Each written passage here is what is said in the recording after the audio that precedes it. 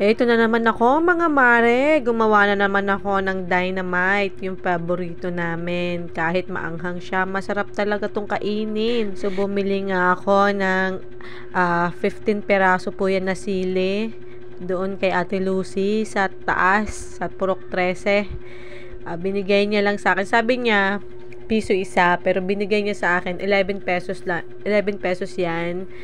15 peraso na, tas malalaki, mahaba. Tas yan, bumili ako ng century tuna. Ihahalo ko rin yan dito sa ating siling labuyo.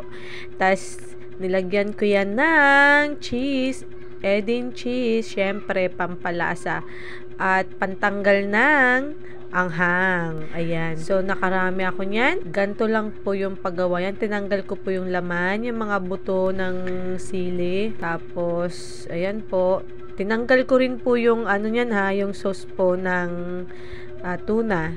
Tapos, hiniwaan ko siya ng cheese. And then, ibabalot na po natin siya sa wrapper.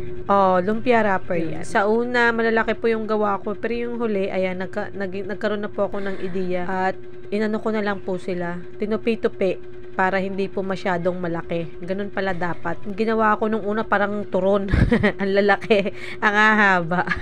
So, yan. Tinupi-tupi ko na siya. Tapos, yung sauce na rin ng tuna, yung aking ginawang pandikit. Para ganun pa rin yung lasa niya. Sa wrapper pa lang, matitikman mo na yung lasa ng tuna. 'Di ba? Hindi siya boring kainin. Masarap talaga.